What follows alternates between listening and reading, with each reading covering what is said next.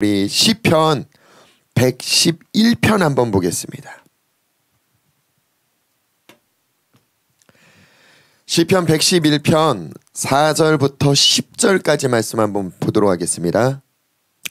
시편 111편 4절부터 10절까지 제가 읽어드리도록 하겠습니다. 그의 기적을 사람이 기억하게 하셨으니 여호와는 은혜로우시고 자비로우시도다. 여호와께서 자기를 경외하는 자들에게 양식을 주시며 그의 언약을 영원히 기억하시리로다. 그가 그들에게 문 나라의 기업을 주사 그가 행하시는 일의 능력을 그들에게 알리셨도다.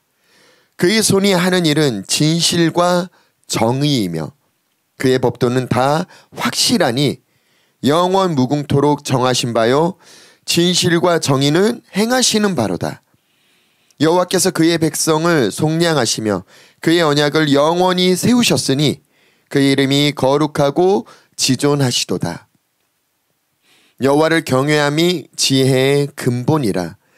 그의 계명을 지키는 자는 다 훌륭한 지각을 가진 자이니 여호와를 찬양함이 영원히 계속되리로다. 아멘. 우리 어제에 이어서 계속 하나님을 경외하는 부분에 대해서 아무래도 구약 성경 안에 하나님을 경외하는 그 모습이 하나님 보시기에도 너무나 하나님이 저가 나랑 마음이 합하다 할 정도로 하나님이 보시기에 너무 온전한 그 경외하는 모습을 나타내었던 우리 다윗의 삶을 통해서 우리 계속 하나님을 경외하는 법들을 배우고 있습니다. 오늘도 이 시편 111편을 4절부터 10절까지 말씀들을 쭉 들여다보시면은 5절에 뭐라고 표현합니까? 자기를 경외하는 자들에게 하나님이 뭘 주신대요? 양식을 주신대요. 하나님이 이스라엘 백성들을 애굽 땅에서 출애굽하시고 그들을 굶기지 않으셨어요. 하지만 그들은 항상 염려했어요. 왜냐? 그냥 애굽 땅에서 내가 노예 생활을 했던 그 시간에는 뭐라도 빌어서라도 먹었거든요. 하지만 이제 내가 광야 가운데 시즌이 펼쳐지는 순간부터는 바로 앞에 내일을 내가 예측할 수 없는 삶이 주어졌어요. 분명한 건 그들의 삶 가운데 하나님을 경외하였을 때, 하나님이 함께하는 걸 인지하였을 때 그들의 삶 가운데 하나님이 공급하셨고 하나님이 먹이셨고 하나님이 입히셨고 하나님이 돌보셨다라는 걸 그들은 그 순간 깨닫지 못했던 어떤 여정을 걸었던 것 같아요. 그러니까 하나님이 계속 보이셨죠. 자신의 길을 보이시고 자신의 뜻을 보이시고 자신의 모든 것들을 이스라엘 백성들에게 나타내 보여주셨어요.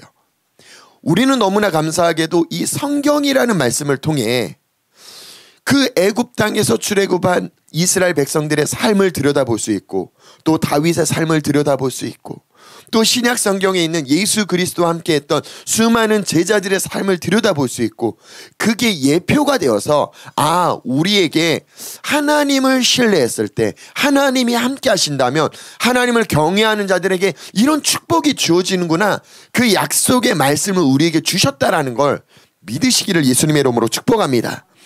분명한 건 하나님을 경외하는 자들에게 하나님이 양식을 주셨다라는 거예요. 우리가 더 이상 무엇을 먹을까 무엇을 마실까 염려하는 것이 아니라 하나님을 경외하는 이 본질에 우리가 더 집중하시기를 예수님의 이름으로 축복합니다. 예, 양식을 주시며 그의 언약을 영원히 뭐 하신대요? 기억하신대요. 그러니까 이 언약을 항상 기억하지 못하는 건 누굽니까? 우리예요, 우리. 우리가 그 약속의 말씀을 기억하지 못하고 우리가 그 언약을 자꾸 잊어버리니까 내가 열심히 살아가야 되는 어떤 오늘에 우리가 집중하는 것 같아요. 아니요. 우리가 해야 될 건 그 언약을 하나님처럼 기억하는 거예요. 하나님은 항상 잊지 않는데요.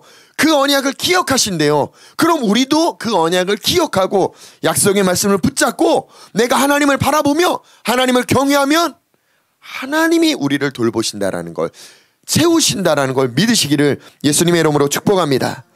예, 시편 기자는 6절에 뭐라고 표현합니까? 그가 그들에게 문 나라의 기업을 주셨대요. 하나님 나라의 기업 자체를 주셨대요. 그가 행하시는 일의 능력을 그들에게 알리셨대요. 우리가 체험한 부분으로 깨달아 아는 부분도 있지만 성경을 통해 우리가 경험하지 못한 수많은 경우의 수를 하나님의 역사를 우리는 들여다보게 하셨고 우리에게 나타내 보이셨다라고요.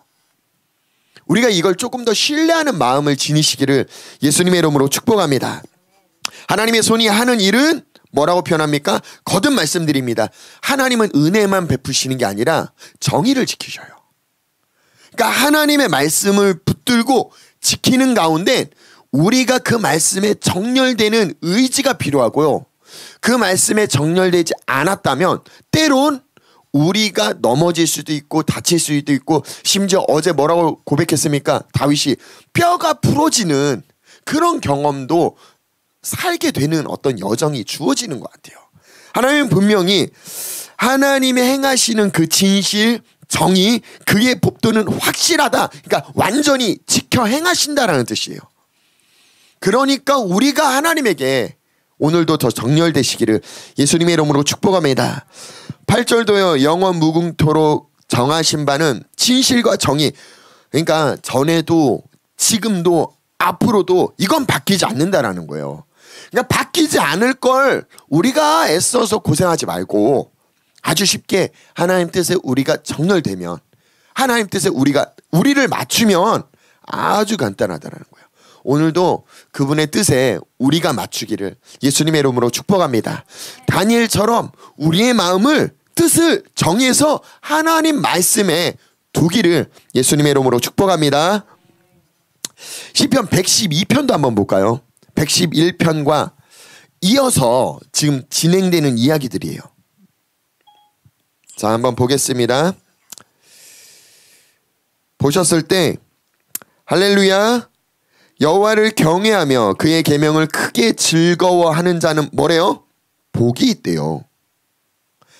하나님을 경외하고 하나님의 계명을 크게 즐거워하는 자, 그 말씀으로 기뻐하는 자에게 뭐가 있다고요? 복이 있대요. 복. 근데 그 복이 어떤 복인지 한번 봅시다. 2절에요.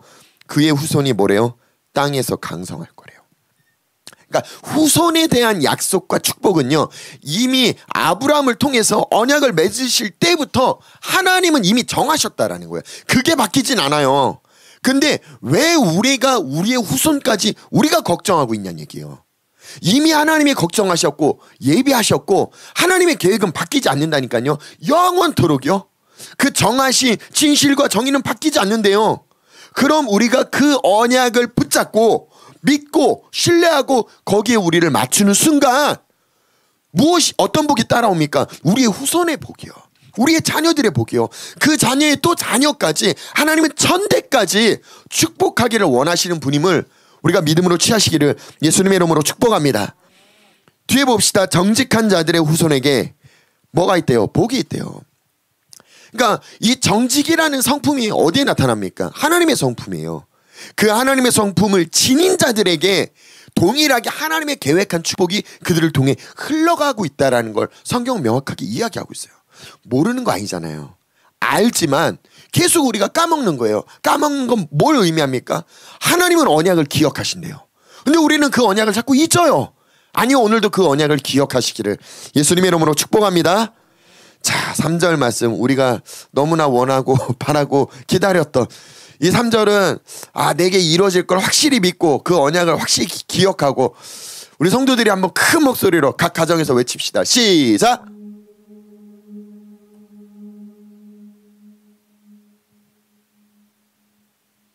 예, 여기까지 소리가 들리는 것 같아요. 뭐라고 했는지 어쨌든 인명을 보니까 들리는 것 같아요. 예, 부와 재물이 그의 집에 있대요. 이 말씀이 이루어지기를 예수님의 이름으로 축복합니다. 간단한 거예요. 부와 재물. 그러니까 우리가 자꾸 오해하는 건요. 하나님을 섬기면 어제도 말씀드렸잖아요. 이 성경의 문화를 우리가 잘못 이해하면요. 하나님을 섬기고 선하게 정직하게 살아가는 것 가난한 삶이다. 이렇게 자꾸 우리가 생각해요. 아니요. 하나님이 예비한 삶은 뭐래요? 부래요. 재물이 그의 집에 있는 삶이래요. 근데 왜 부와 재물이 없는 삶이 하나님의 말씀을 지키는 삶처럼 보일까요? 기억하세요. 없을 때보다요. 있을 때 하나님 말씀에 정렬되는 게 더 어려워요. 그러니까 그 어려운 단계에 우리가 올라서기를 예수님의 이름으로 축복합니다. 그러니까 우리가요, 부와 재물이 있든 없든 우리의 마음 뜻이 변하지 않으면 돼요. 그럼 아주 간단해요. 그럼 하나님의 말씀의 공식대로 부와 재물이 우리 집에 넘칠 수밖에 없는 거예요. 단 조건이 있어요. 그 부와 재물이 내 나라와 내 뜻을 위해서 쓸 수는 없어요. 약간 우리 성도들이 은행장이 되신다라고 생각하시면 돼요. 그러니까 은행장인데 이 은행에 있는 돈을 마음대로 할 수 있어요? 못 하잖아요. 다른 사람이 맡긴 돈이지. 맞아요. 하나님이 우리에게 맡기신 돈이에요. 부와 재물은 하나님의 나라와 하나님의 의와 하나님의 뜻을 위해서 하나님이 맡기시는 거라고요. 근데 우리가 정직과 하나님의 성품과 하나님의 언약에 정렬되어서 하나님이 원하시는 온전한 마음을 지니고 철저하게 하나님을 바라보고 하나님을 경외하는 마음을 지닌 자에게 하나님의 돈을, 하나님의 부를, 하나님의 재물을 맡길 수 있지 않겠습니까? 언제든 내놔. 야, 저 사람 줘. 저 선교사 줘. 저 목사 줘. 라고 이야기를 할 때 불편하게 들리지 않을 수 있는 비결은 무엇입니까? 이 모든 게 하나님이 나한테 맡겼다라는 거예요. 맡겼다라고 인지한다면요, 그거대로 내가 흘려보내면 어떤 축복이 있을까요? 제 경험상은요, 흘려보낼 때마다 갑절로 하나님이 채우시더라고요. 그래서 계속 증가하더라고요. 그러니까 지출은 계속 늘어요. 근데 계속 하나님이 채우시더라고요. 그러니까 이게 하나님 나라의 공식인 것 같아요. 근데 우리는 세상의 가치관으로 뭐합니까? 들어오면요, 안 내보내려고 그래요. 막으려고 그래요. 저장하려고 그래요. 성경은요, 그 저장이 내가 내일의 삶을 아니하려는 악한 마음이더라고요. 하나님이 만나를 주셨어요. 근데 그 만나는 풍족하게 오늘 내가 먹을 만큼 충분히 주신 거예요. 그 일용할 양식을 주셨다고요. 이스라엘 백성들이 어떻게 했습니까? 내일 먹을 것까지 가져갔어요. 하나님은 어떻게 했습니까? 내일 먹을 걸 썩게 하셨어요. 그러니까 재정적인 성경적인 가치관을 잘 들여다보시면요, 내게 부와 재물이 따르지 않는다? 그럼 공식은 무엇이냐? 내가 움켜쥐고 있는 거예요. 하나님 뜻대로 내가 흘려보내지를 못하는 거고, 하나님이 맡기신 청지기 역할을 내가 잘 감당하지 못하는 마음가짐이라든지 의도가 하나님 보시기에 악하다라고 여기니까 더 맡길 수가 없더라고요.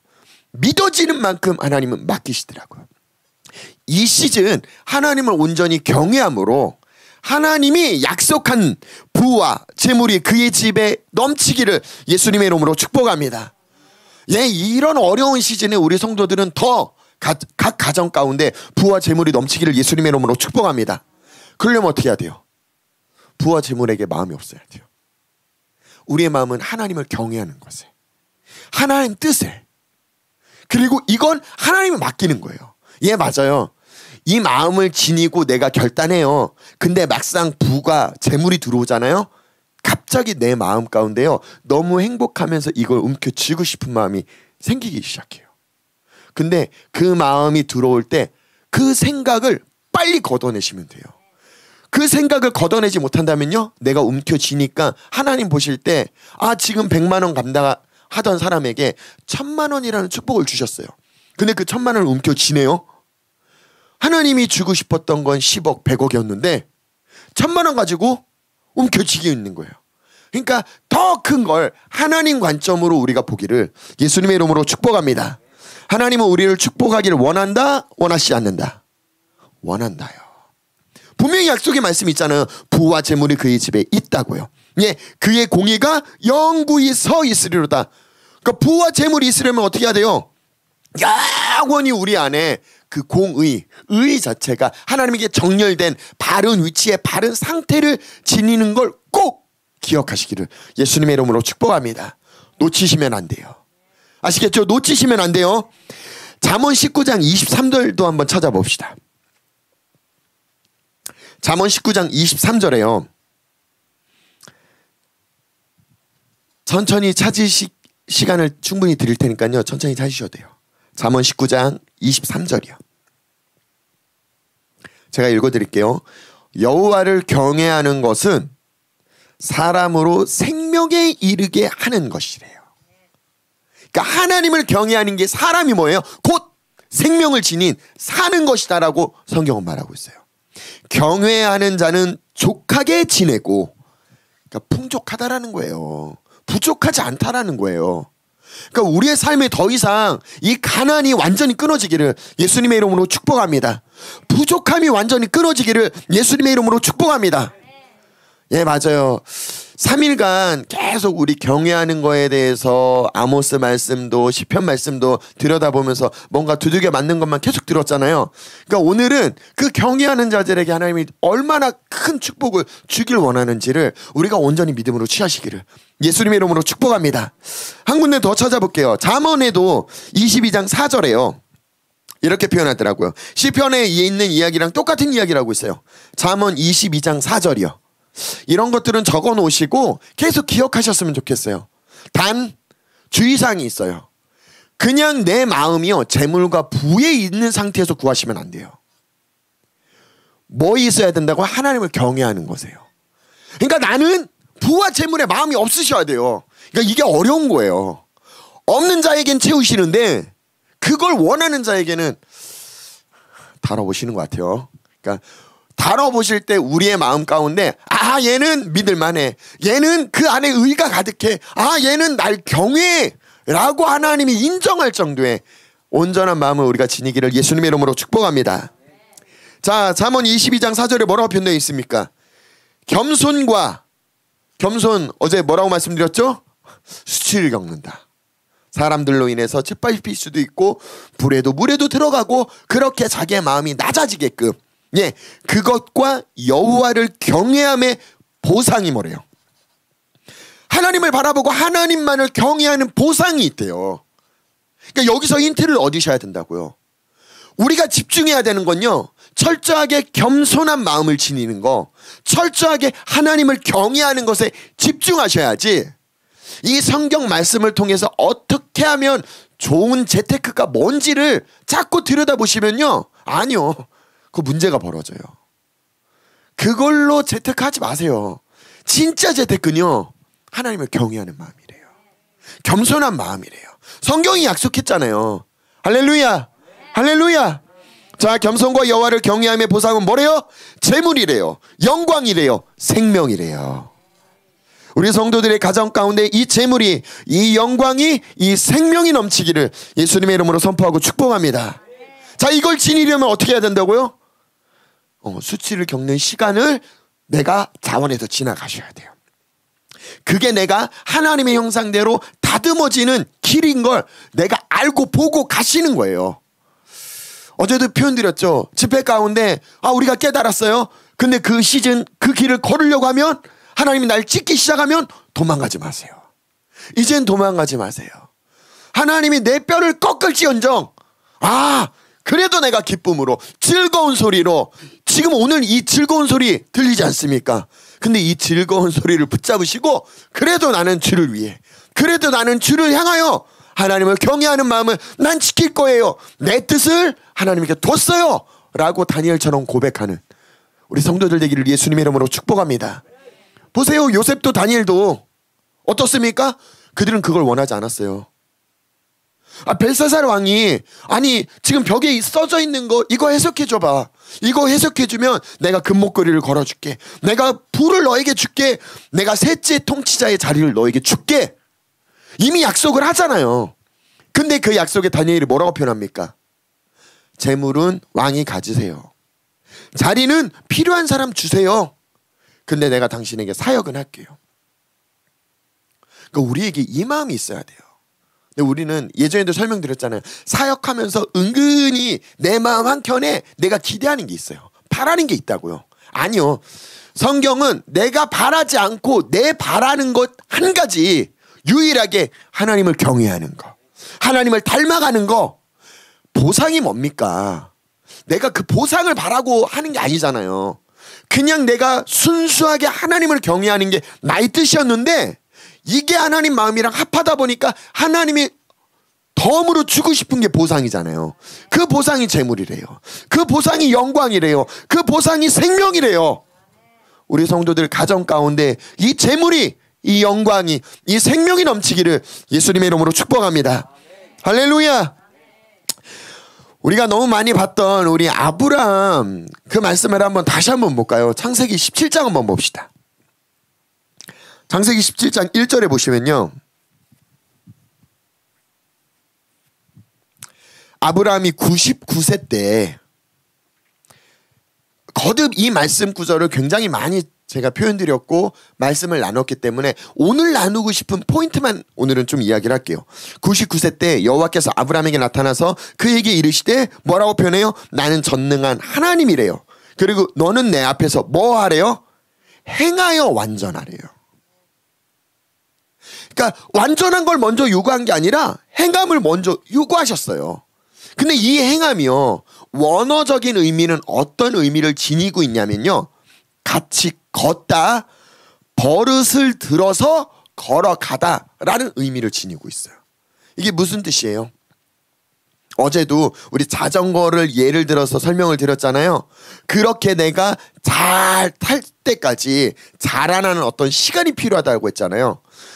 행하다라는 이 아브라함에게 요구하는 행함은요, 이가 완전히 하나님이 원하시는 그 완전함을 버릇이 들 때까지 그렇게 다듬어져야 된다라는 거예요. 그렇게 걸어가야 된다라는 거예요. 놀라운 건요, 아브라함이 그냥 무조건 밑도 끝도 없이 행해, 완전해 이걸 요구한 게 아니라 하나님은 뭘 먼저 요구하셨어요? 아브라함에게 내가 전능한 하나님이야 라는 이야기를 하더라고요. 아니 밑도 끝도 없이 너 보고 야 이렇게 해야지, 너 완전해야지. 아브라함이 너무 힘들 것 같아요. 근데 아브라함에게 아니 아브라함아 내가 전능해. 내가 전능해. 이 말 한마디에 아브라함이 그 다음에 어떤 태도를 보이는지 아십니까? 3절 보니까요 그냥 꼬꾸라졌어요. 하나님의 그 전능하심 앞에 아브라함이 그냥 꼬꾸라졌다고요. 그 약속의 말씀이 너무 벅차고 너무 기뻐서, 아니요, 그 차원 말고 오늘은 조금 다른 차원에서 하나님의 위대하시고 광대하시고 그 전능하심 앞에 아브라함 스스로가 엎드릴 수밖에 없는 그 위험 앞에 무릎 꿇었다고요. 엎드려졌다고요. 이게 무엇을 의미하냐? 하나님이 보여주신 거예요. 어떤 것이 완전한 것인지. 오늘날로 표현한다면은 하나님의 전능함을 우리는 이 성경이라는 말씀을 통해 우리에게 보여주신 거예요. 나타내 보여주신 거예요. 우리에게 줘도 보여주셨어도 우리가 하나님 앞에 행함으로 완전함을 나타내지 못한다? 무엇 때문입니까?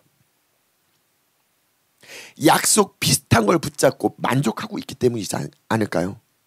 아브라함도 약속 비슷한 이스마엘을 낳고 거기에 만족했다니까요. 거기에 안주했어요. 그게 하나님의 약속이라고 믿었다고요. 왜요? 진짜 아브라함의 후손은 맞으니까요. 아니요, 하나님은 사라를 통해서 약속의 후손을 주신다고 약속하셨거든요. 몸종을 통해서 주신, 그러니까 내 수단과 방법이 들어가서 하나님의 약속 성취처럼 만들어진 거에 만족하는 게 완전하지 않대요. 하나님의 완전함을 우리가 온전히 행할 수 있는 키는요, 경외하는 거더라고요. 하나님을 보는 거더라고요. 하나님이 내가 전능해, 하나님을 보게끔 아브라함의 시선을 땡기셨어요. 이스마엘 보고 기뻐하고 만족하고 있는 그 아브라함의 시선을 하나님에게 옮기셨다고요. 어떻게 해요? 하나님의 전능함을 보이심으로 말미암아요. 그가 엎드린 거예요. 꼬꾸라질 수밖에 없었어요. 4절 볼까요? 보라, 내 언약이 너와 함께 있으니. 하나님은 이 언약을 정하시고 항상 기억하셨대요. 누구만 기억 못해요? 우리. 그러니까 우리도 그 언약을 기억하게끔 하나님이 뭘 요구하셨어요? 밤낮으로 주야로 하나님의 말씀을 묵상하고 기억하고 생각하고 지켜서 행하라까지 요구하셨다고요. 왜요? 하나님이 언약을 기억한 것처럼 나도 언약을 기억하고 그 언약을 행함으로 나타내는 그 완전함을 나타낼 때 우리의 삶에 하나님이 예비하신 것들이 임하더라고요. 하나님이 예비하신 것들이 활성화가 되더라고요. 하나님이 원하는 건 뭡니까? 우리에게 부와 재물을 주길 원한대요. 영광을 주길 원한대요. 생명을 주길 원한대요. 그러니까 우리가 바라는 것과 다르지 않아요. 방법이 다를 뿐이에요. 하나님의 방법을 우리가 붙들기를 예수님의 이름으로 부탁드리고 축복합니다. 할렐루야. 우리 창세기 22장도 볼까요? 또 아브라함의 사건을 통해서.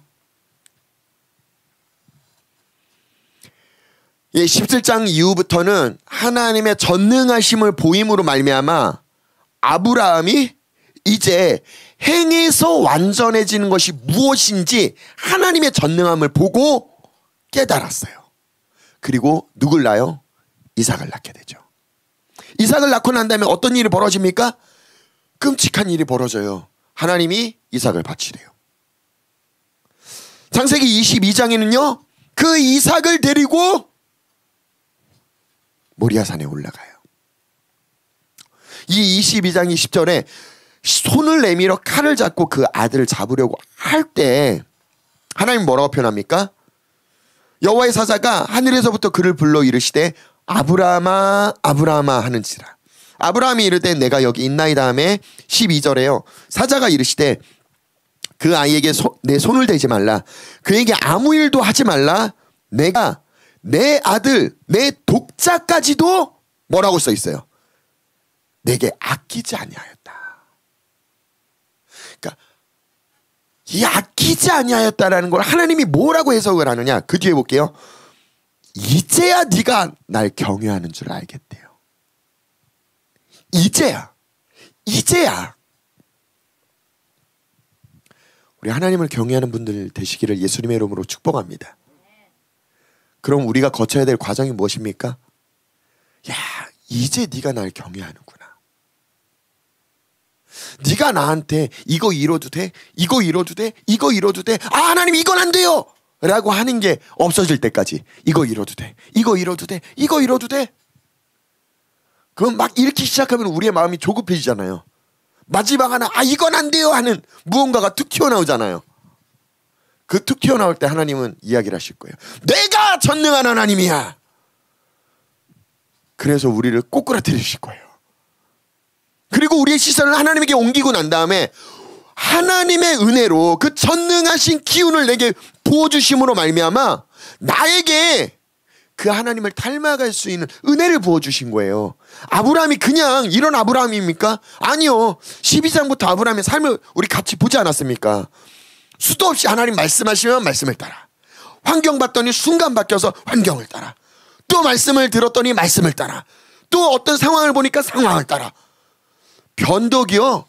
성경에는 3번 정도 아브라함이 말씀 따라갔다, 환경 따라갔다 반복적으로 나오는데 그의 삶 가운데 3번만 그랬을까요? 아니요. 성경에 3번만을 기록했다라는 건 하늘이 봤을 때 얘 진짜 믿음이 없다. 근데 신약 성경에서는 아브라함이 믿음의 조상이래요. 믿음이 있대요. 저의 믿음을 보고 하나님이 그렇게 믿음의 조상으로 세우셨대요. 제가 말씀드리지 않았습니까? 아브라함의 삶을 보면 어디 믿음 있는 모습이 보입니까? 맞아요. 우리도 뚜껑 열어보니까 우리의 믿음 없는 모습들이 너무나 많이 발견되지 않습니까? 그러니까 내가 그 믿음을 유지하고 내가 몸부림친다고 되는 게 아니라는 거예요. 하나님을 경외하는 건요. 하나님의 은혜로 내가 하나님을 보는 거더라고요. 그러니까 이렇게 우리의 21이라는 시간을 하나님이 우리에게 주신 건 은혜예요. 이 은혜 가운데 우리의 시선이 하나님을 향하는 하나님이 얼마나 전능하신 분인지를 우리가 바라보는 그런 시간으로 삼았다면 그 전능함으로 내게서도 동일하게 그 전능함이 나타나야 된다고요. 맞아요. 전능함은 우리에게 있는 게 아니에요. 그러니까 하나님으로부터 우리 안에서 하나님이 나타날 수 있게끔 하나님에게 날 내어드리시는 거예요. 철저하게 순종하시는 거예요. 조금도 아끼지 않는 마음을 우리가 지니시는 거라고요. 아브라함은 그 마음을 지녔더니 하나님이 네가 이제 날 경외하는구나. 네가 이제 날 신뢰하는구나. 네가 이제 날 두려워하는구나 해석하시더라고요. 우리 그 아브라함처럼 하나님을 온전히 경외하는 우리 성도들 되기를 예수님의 이름으로 축복합니다. 할렐루야. 시편 25편 14절도 한번 봅시다. 시편 25편 14절. 보세요. 여호와의 친밀하심이 그를 경외하는 자들에게 있대요. 그러니까 하나님을 경외하는 자들이 하나님과 친밀하다라고 성경은 표현해요. 그의 언약을 뭐라고 써 있어요? 그들에게 보이신대요. 그러니까 이건 다 연결돼 있어요. 내가 하나님을 경외하는 것과 내가 하나님과 친밀한 것과 내가 하나님 곁에서 온전할 수 있는 모든 것, 그의 언약을 그들에게 보이신다. 예, 맞아요. 말씀도요. 그런 경험 많이 해보셨죠? 아, 우리 이제부터는 작정하고 말씀을 읽어보려고 딱 읽으면 갑자기 뭐가 찾아와요? 갑자기 수면제처럼 눈꺼풀이 갑자기 내려오잖아요. 그러더니 엎드려서 성경을 읽어볼까 하고 침대 위에서 성경을 읽다가 이 엎드렸던 몸이 다시 이렇게 눕혀져 갖고 성경을 이렇게 하고 눈 떠보면 성경이 덮여져 있죠. 꿀같이 달아요. 성경은 순식간에. 저도 해봤어요. 다 해봤기 때문에 예, 맞아요. 근데 이 성경 말씀을 계시가 있어야 말씀을 이해한다라고 말씀드렸잖아요. 계시가 무엇입니까? 하나님이 열어서 보여주시는 거예요. 근데 하나님이 어떤 자들에게 이 말씀을 열어서 보여주세요? 하나님을 경외하는 자들에게요. 그 경외하는 자들이 하나님과 친하다라고 성경은 표현해요. 친밀하다고. 그 친밀하고 경외하는 자들에게 하나님의 그 언약, 하나님이 나랑 약속했던 그 약속의 말씀을 그들에게 보이신대요. 열어서 보이신대요. 오늘 그 약속의 말씀을 보시기를 예수님의 이름으로 축복합니다. 12절도 뭐라고 표현합니까? 시편 25편 12절에 여호와를 경외하는 자가 누구니요? 그가 택할 길을 그에게 가르치시겠대요.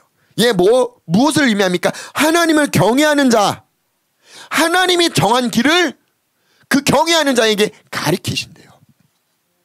여기에 집중하셨으면 좋겠어요. 4절에도 동일한 표현을 써요. 여호와여, 주의 도를 뭐라고 표현합니까? 내게 보여달래요. 주의 길을 뭐라고 표현해요? 내게 가르쳐달래요. 가르친다라는 의미가 뭘까요? 우리가 하나님을 경외하는 마음, 하나님을 섬기고 예배하는 마음, 하나님의 뜻에 나를 정렬시키고 순종하는 마음, 이 모든 것들은 뭐 하는 거냐? 배우는 거예요. 배워야 된다고요. 근데 이 배우는 건요, 제가 드리는 건 정보잖아요. 근데 이 정보가 새로운 정보인가요? 아니요. 하나님이 이미 우리 성도들 안에 있다니까요. 우리가 인지를 못하는 거지. 그걸 각성시켜주는 거예요. 깨달아 알게끔, 찾게끔 그 방향대로. 그러니까 내가 넘어지고 내가 두들겨 맞고 내가 뼈가 부러지고 이 모든 여정들이 하나님이 그의 길을 우리에게 보이시기 위해서, 그의 뜻을 알게 하기 위해서 이 여정이 있었구나라는 걸 깨달아 아는, 그러면서 나 스스로가 순종이라는 걸 배우는 거예요. 예수 그리스도도 순종을 배운 거 아십니까? 아니, 예수님이 하나님의 아들인데 뭘 배울 게 있겠습니까? 이미 태초 전부터 이미 예수 그리스도가 이 땅에 오실 걸 이미 하나님과 다 상의가 끝났는데, 근데 그분이 배웠더라고요. 뭘요? 순종을요. 어떻게 해요? 고난을 통해. 그 말씀 구절 한번 찾아봅시다. 히브리서 5장 8절 한번 봅시다.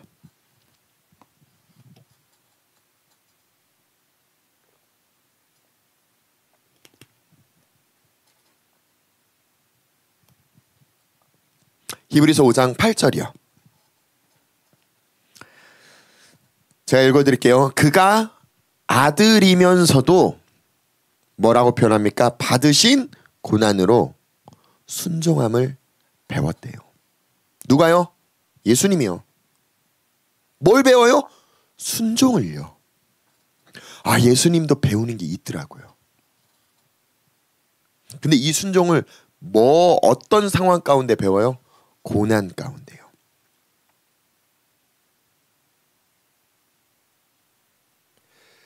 우리에게 주어진 인생이라는 이 여정 가운데 때론 힘들고 때로는 넘어지고 때론 아픈 어떤 시간들이 우리에게 있지 않습니까?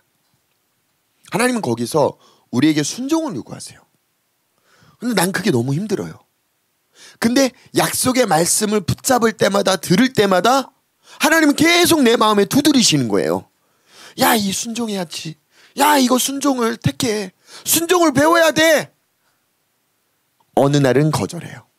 아우, 죽어도 못해요. 근데 더 힘든 어떤 여정을 겪게 돼요. 어쩔 수 없이 순종할 수밖에 없는 폼에 들어가게끔. 그리고 한번 그렇게 경험하고 난 다음에 또 다른 문제를 겪을 때 이제 알아요. 순종해야 된다라는 것. 근데 하고 싶지 않아요. 이제 이 두세 개가 싸워요. 그럼 또 어떤 결과가 선택을 합니까? 또 불순종을 선택해요. 그러니까 알면서도 또 불순종을 선택해요. 그럼 그 다음번에 더 큰 문제가 와요. 그럼 또 우리가 뭘 느낍니까? 아, 코너에 이제 낭떠러지까지 딱 가면은 어쩔 수 없이 순종할 수밖에 없는. 예, 그렇게 몇 번 계속 반복적으로 내 삶의 여정 가운데 계속 걸어오다 보니까 뭘 배웠어요? 아, 하나님 뜻에 별 수 없구나. 내가 순종해야 되는구나. 따라야 되는구나. 왜요? 예전에도 말씀드렸을 거예요. 하나님은 우리에게 자유를 주신 적이 없다니까요. 근데 우리가 자꾸 오해하는 건 우리에게 자유의지를 주셨다라고 생각해요. 아니요. 하나님은 우리에게 선택의 의지를 주셨어요. 우리가 기억하셔야 되는 건 하나님은 우리의 아버지, 예, 친밀한 아버지이기 때문에 마치 우리의 부모님에게 내가 그 부모님의 말에 불순종하고 거부하는 것처럼 하나님 뜻에서도 내가 거부할 수 있는 권리가 나에게 있다라고 생각해요. 그건 단면만 하나님을 묵상한 것 같아요. 또 다른 면은 하나님은 절대 주권자세요. 창조주세요. 우리는 그분의 아들이지만 자녀이지만 우린 피조물이에요. 하나님 뜻에 무조건 맞출 수밖에 없는. 근데 우리에게 은혜를 주신 건 어떤 거든 선택을 하면서 스스로 자원하는 마음으로 깨닫는 시간을 우리에게 주셨다라는 거예요. 이건 우리에게 축복인데 우리 스스로 이 축복을 남용해요. 잘못 쓴다고요. 그리고 오해해요. 하나님 앞에 내 마음대로 할 수 있는 것처럼. 우리 성경 한 구절 찾아볼까요? 로마서 9장 21절에 바울이 이렇게 표현하더라고요. 로마서 9장 21절입니다.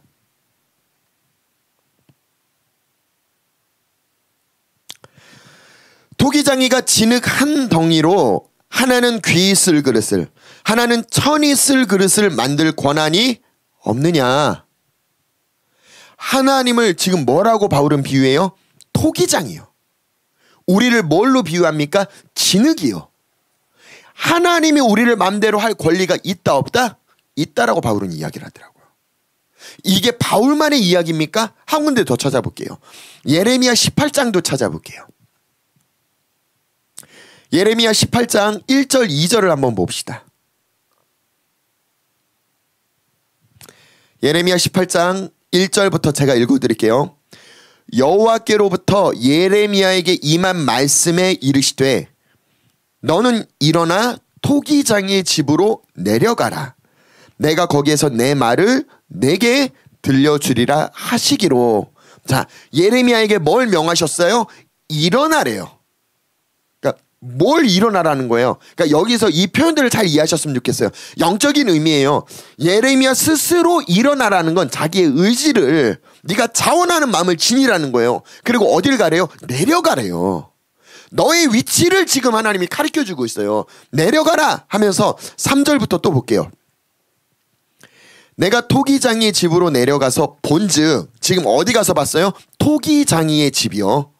아까 바울이 이야기한 토기장이 진흙 기억하시죠? 똑같이 예레미야 18장에도 동일한 이야기가 나와요. 내가 토기장이 집으로 내려가서 본즉, 이게 하나님이 예레미야에게 보여주신 거거든요. 그가 농로로 일을 하는데 진흙으로 만든 그릇이 토기장이의 손에서 터졌대요.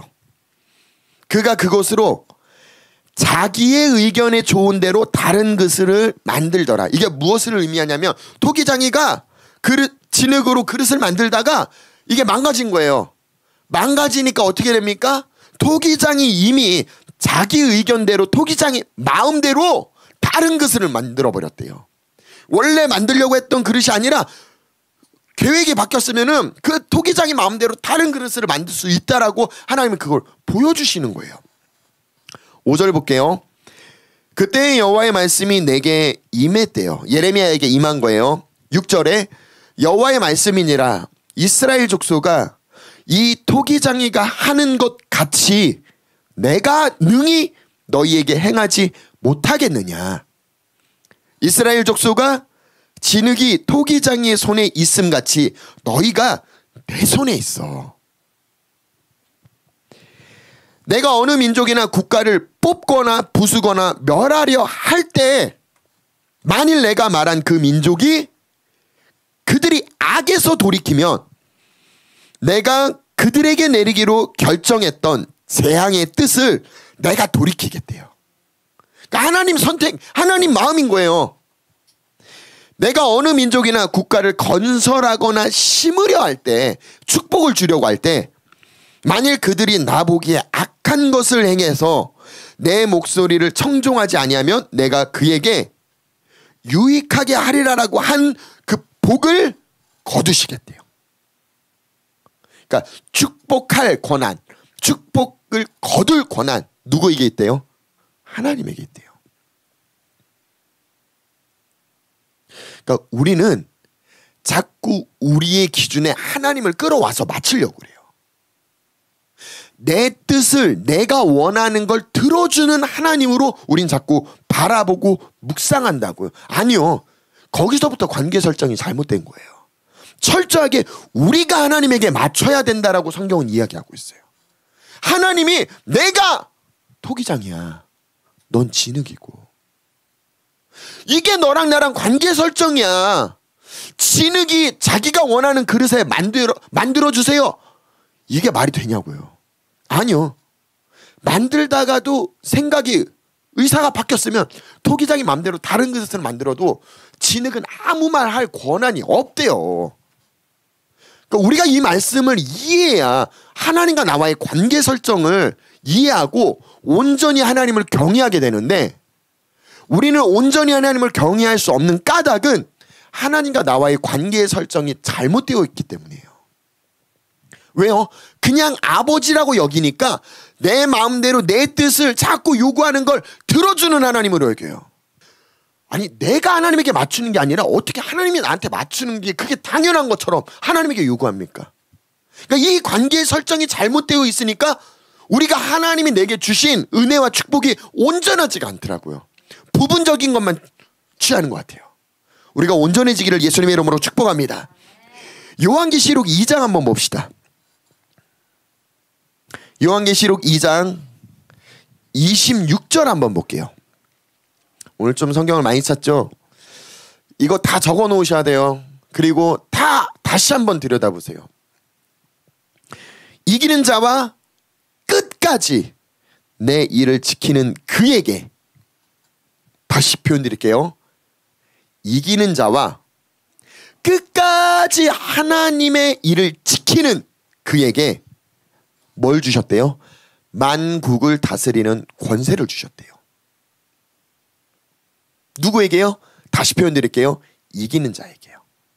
끝까지 하나님의 뜻을 지키는 자, 하나님의 일을 나타내려고 몸부림치는 자, 그에게 만국을 다스리는 권세를 주셨대요.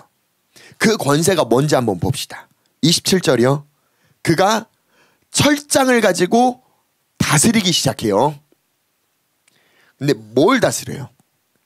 질그릇 깨트리는 것과 같이 하리라 라고 표현해요. 진흙으로 뭘 만들었죠? 그릇이요. 누가요? 하나님, 토기장이가. 무슨 말인지 이해가 되십니까?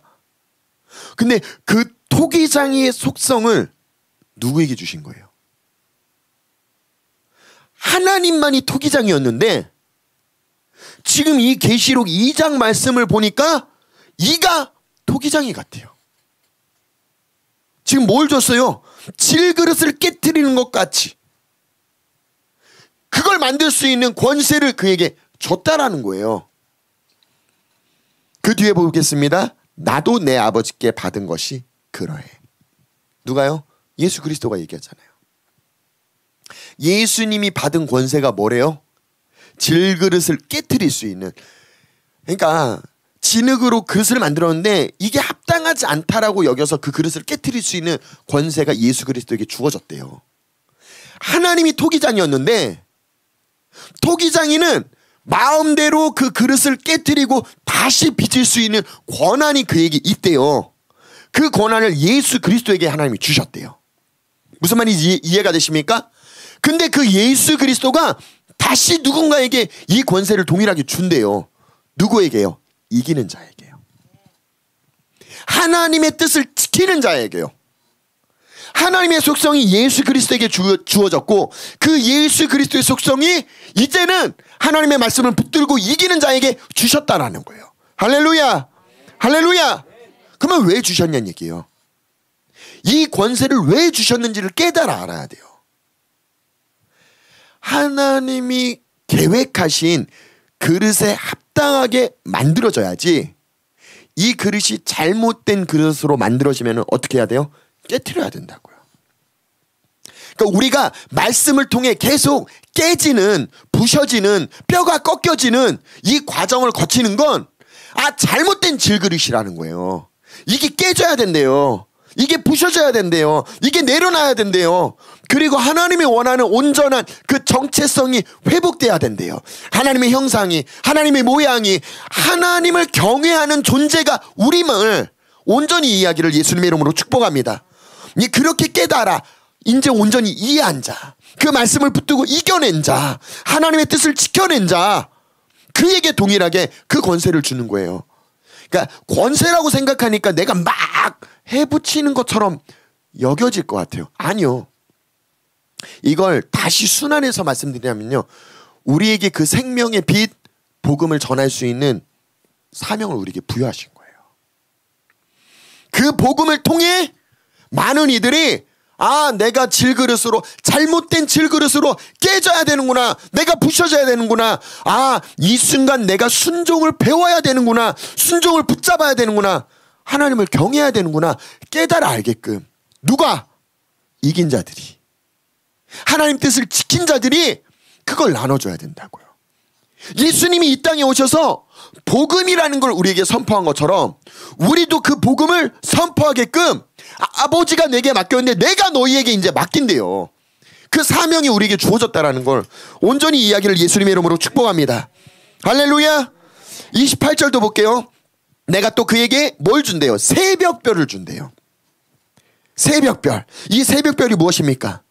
원래 루시퍼의 이름이었어요. 루시퍼는요, 하나님의 형상이었는데 하나님의 형상을 잃어버린 존재가 루시퍼라고요. 왜요? 자기 뜻대로 빛을 운반하는 자였지만 빛을 잃었어요. 근데 하나님이 그 속성을 우리에게 주신대요. 하나님의 형상이요, 하나님의 모양이요, 빛이요, 그래서 너희는 세상의 빛이다 말씀하시는 거예요. 우리에게 새벽별을 주시겠다라는 건 하나님의 형상대로 모양대로 만들었던 그 속성을 우리에게 주셨다라는 거예요. 할렐루야. 할렐루야. 이걸 온전히 이해하시기를 예수님의 이름으로 축복합니다. 그 뒤에 뭐라고 표현합니까? 귀 있는 자는 성령이 교회들에게 하시는 말씀을 들으래요. 오늘 하나님이 우리에게 선포하는 이 말씀을 우리가 온전히 듣기를 예수님의 이름으로 축복합니다.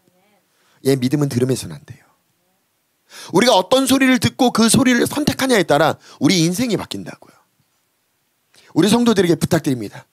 하나님을 경외하는 소리를 붙잡으시기를, 하나님 앞에 겸손한 소리를 붙잡으시기를, 하나님의 뜻을 붙잡으시기를, 그래서 이긴 자가 되어주시기를 예수님의 이름으로 축복합니다. 하나님의 뜻을 지켜내는 자들 되시기를 예수님의 이름으로 축복합니다. 시편 33편 8절도요. 온 땅은 여호와를 두려워하며 세상의 모든 거민들은 그를 경외하는, 그게 마땅하대요. 우린 철저하게 더 겸손하고 더 깨져야 되고 더 부셔져야 되고, 철저하게 내 안에 질그릇 같은 하나님이 원하신 그릇이 아닌 그릇을 깨트려버리는 그 마음을 지니기를 예수님의 이름으로 축복합니다. 마지막으로 우리 시편 34편 보고 기도하는 시간 가졌으면 좋겠습니다. 시편은요, 히브리 문화 안에서는요, 두 줄로 나뉘어진, 그러니까 시 문화예요. 내가 여호와를 항상 송축하며, 이게 한 줄이에요. 그 다음 줄은요, 내 입술로 항상 주를 찬양하리다. 그러니까 같은 내용인들이 계속 반복적으로 나온다라는 걸 좀 묵상하셨으면 좋겠어요. 내 영혼이 여호와를 자랑하리니, 한 줄이에요. 그 다음 줄이요, 공고한 자들이 이를 듣고 기뻐하리이다. 그러니까 공고한 자들이 기뻐할 수 있는 건 여호와를 자랑하는 소리를 들었기 때문이다. 이렇게 해석을 하시면 돼요. 3절도 보니까요, 나와 함께 여호와를 광대하시다 하며, 그 다음에 또 그 다음 줄에 뭐라고 써 있어요? 함께 그의 이름을 높이세. 중요한 게 뭐예요? 지금 자기 혼자 지금 이 고백을 하고 있지만 내가 보고 있는 걸 다른 이들도 봤으면 좋겠는 거예요. 그걸 볼 수 있으면 하나님을 경외하고, 그걸 볼 수 있으면 하나님이 얼마나 광대하신지를 이해할 수 있다라는 거예요. 하나님을 높일 수 있다라고 다윗은 고백해요. 4절 볼까요? 내가 여호와께 간구하매 내게 응답하셨대요. 이 모든 두려움에서 나를 건져내셨대요. 5절을 건너뛰고 6절을 볼게요. 왜냐면 4절과 6절이 대꾸법으로 같은 뉘앙스로 지금 단어가 바뀌어서 쓰여진 내용이거든요. 4절과 6절을 보시면요, 내가라고 표현하고 이 곤고한 자가 같은 내용이에요. 다윗을 뜻하는 거예요. 무슨 의미인지 이해가 되시죠? 그러니까 이런 것들을 밑줄 그으시면서 나중에 한번 다시 보시면 좋을 것 같아요. 내가 뭐 했대요? 여호와께 간구했대요. 6절은요, 이 곤고한 자가 부르짖었대요. 같은 의미죠? 근데 다른 단어를 썼어요. 내게 응답하셨대요. 여호와께서 들으셨대요. 같은 의미죠? 이 모든 두려움에서 나를 뭐 했대요? 건져냈대요. 그의 모든 환난에서 구원하셨도다. 자, 이렇게 쓰여진 시 문화를 조금 들여다보면 이제 보이지 않습니까? 5절 7절도 같은 내용이에요. 봅시다. 5절 7절 보면요, 그들이 주를 앙망하고 광채를 내었으니, 이걸 잘 이해하시려면요, 어떻게 해석해야 되느냐? 주를 앙망하는 그들이 광채를 내었다라고 해석을 하셔야 돼요. 그들의 얼굴은 부끄럽지 아니하리로다. 예, 그들이 주를 앙망했다라는 걸 7절은 뭐라고 표현합니까? 주를 경외하는 자로 표현하더라고요. 그러니까 다시 설명드릴게요. 하나님을 경외하는 게 도대체 뭔가? 지금 다윗은 뭐라고 정의를 내려요? 하나님을 앙망하는 거예요. 집중해서 바라보는 거예요. 그걸 경외와 지금 같은 의미로 쓰였고 다른 단어로 표현했어요. 그의 얼굴은 부끄럽지 않는데요, 그랬더니 7절에 뭐라고 표현해요? 둘러서 천사가 진을 치고 건져냈대요. 부끄럽지 않게 한 걸 건져냈다라고 표현해요. 분명히 우리가 겸손한 시간, 수치를 겪는 시간이 있다라고 했잖아요. 근데 이 34편을 다 보시면요, 수치 가운데 고난 가운데 하나님은 건져내시더라고요. 어떤 자를요? 하나님을 경외하는 자를요. 8절 보세요. 너희는 여호와의 선하심을 맛보아 알지어다. 이게 뭔 의미입니까? 맛본 사람은, 우리가 식당도 맛집, 여기가 맛있어 라고 하면 어떻게 합니까? 그 음식 생각날 때마다 거기 가잖아요. 예, 하나님의 선하심을 맛본 사람은 하나님께 피할 수밖에 없대요. 그게 8절이에요. 이게 핵심 메시지예요. 하나님을 경외하는 자들의 삶이 어떤 건지 8절의 핵심 메시지로 다윗은 고백했다고요. 근데 무엇입니까? 여호와의 선하심을 맛본 사람이에요. 은혜를 기억하는 사람이에요. 그 사랑을 맛본 사람들이 하나님을 경외할 수 있다는 거예요. 이해하시기를 예수님의 이름으로 축복합니다. 9절 10절도 같은 내용이에요. 성도들아 여호와를 경외하라. 그를 경외하는 자에게 부족함이 없대요. 10절은요, 젊은 사자는 궁핍하여 줄일지라도 여호와를 찾는 자는, 그게 9절에 경외와 찾는 걸 같이 표현했어요. 모든 좋은 것에 부족함이 없대요. 9절과 똑같은 이야기를 하고 있죠.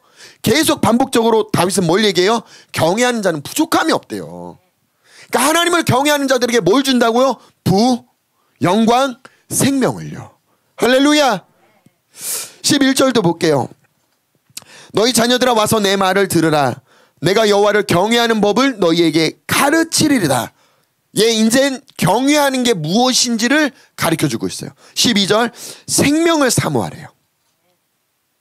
연수를 사랑하여 복 받기를 원하는 사람이 누구냐? 네 혀를 악에서 금하래요. 그러니까 입 조심하라는 거예요. 말 조심하라는 거예요. 쓸데없는 말로 우리가 선포하고 뱉는 순간 그 말은 열매가 돼서 내게 돌아옵니다. 예전에도 설명드렸을 거예요. 아, 사람은 변하지 않아. 그래. 절대. 성격은 바뀌지 않아. 절대 안 바뀌어요. 그러면. 근데 하나님을 경외하고 하나님을 만나는 사람은 뭐 한다고요? 성품이 변화가 있다고요. 신의 성품으로. 그러니까 어떤 걸 선택하시겠습니까? 선택의 의지는 주셨으니까 성도들이 선택하세요. 제가 권하건대 우리가 말을 조심하고 하나님의 말씀을 선택하는 우리가 되기를 예수님의 이름으로 축복합니다. 네 입술을 거짓말해서 금하래요. 악을 버리래요. 선을 행하래요. 화평을 찾아 따를지어다. 화평의 왕이 누구래요? 예수 그리스도요. 그러니까 예수 그리스도가 평강 그 화평을 지닐 수 있었던 까닭은 그 예수 그리스도 안에 화평의 주인 대신 하나님이 있기 때문이래요. 우리 예전에 팔복할 때 나눴죠? 그러니까 우리가 화평을 찾는 건 뭘 찾는 겁니까? 그 주인 대신 예수 그리스도를 찾는 거예요. 그분을 영접하는 거라고요. 그분이 내 안에서 그 평안을 나타내시는 거예요. 할렐루야. 15절 여호와의 눈은 의인을 향하신대요. 그의 귀는 그들의 부르짖음에 기울이신대요. 이 15절 말씀을 보면서 다니엘 기도에 하나님이 얼마나 주목했는지를 좀 들여다보시면 좋겠어요. 다니엘은 올바른 위치에 올바른 상태로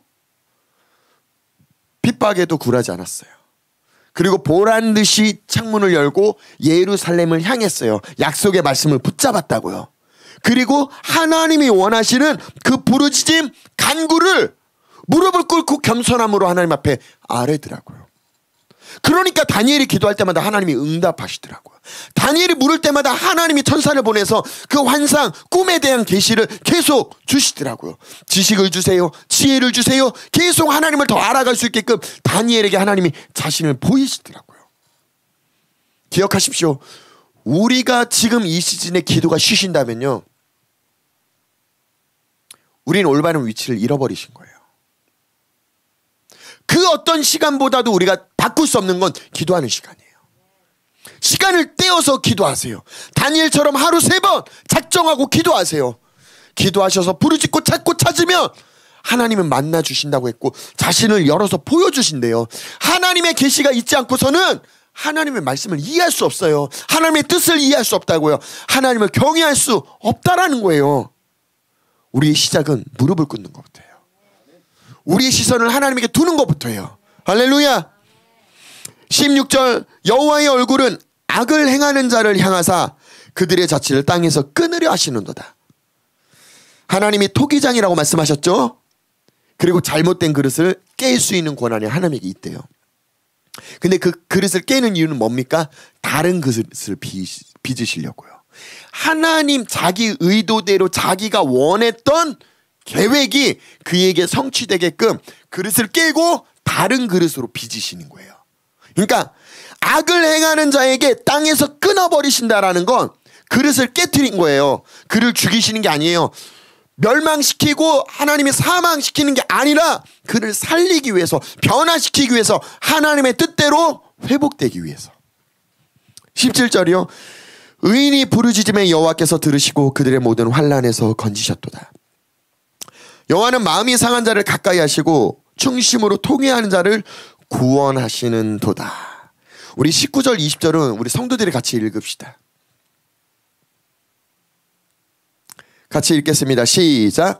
의인은 고난이 많으나 여호와께서 그의 모든 고난에서 건지셨대요. 그의 모든 뼈를 부호하시며 그중 하나도, 이야, 어제는 꺾였는데 오늘은 꺾지 않는데요. 그러니까 어제 듣고 오늘 말씀 안 듣는 사람은 굉장히 마음이 찝찝할 거예요. 근데 반드시 하나님은 꺾으려는 분이 아니라 꺾지 않으시려는 분임을 우리가 온전히 이야기를 예수님의 이름으로 축복합니다. 그럼 꺾인 건 누구 때문이에요? 우리 때문이에요. 우리 때문에. 우리의 욕심 때문에. 그러니까 우리의 악이 이 땅에서 끊어지기를 하나님은 원하신다고요. 하나님의 형상 온전한 그릇으로 회복되기를 원하신다고요. 이긴 자요. 하나님의 뜻을 지키는 자요. 오늘 우리 같이 기도합시다. 이 시간 기도하실 때 우리 다니엘 기도에 처음 시작했던 마음을 다시 한번 묵상하시기를 예수님의 이름으로 축복합니다. 다니엘은 뜻을 정했대요. 마음을 정했대요. 하나님 뜻에 자기가 바른 위치 바르게 정렬되기를 결정했대요. 오늘도 우리 그런 결정을 합시다. 그 결정을 지닌 자에게 고난이 있을 수 있대요. 근데 하나님이 그 고난에서 건지신대요. 하나님이 약속했잖아요. 하나님이 뼈를 보호하신대요. 하나님에게 정렬된 자들에게 뼈가 꺾이지 않게 하신대요. 하나님이 주고자 하는 건 축복임을 우리가 온전히 깨달아 알기를. 이 즐거운 소리에 내가 반응하지 않겠습니까? 주께서 주기를 원하는 건 경외하는 자들, 겸손한 자들에게 부도, 생명도, 하나님의 모든 영광도 부어주기를 원한대요. 주님, 내가 하나님을 온전히 경외할 수 있는 마음을 우리에게 부어달라고.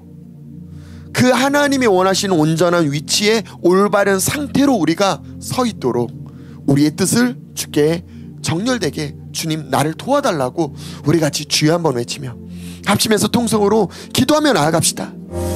주여!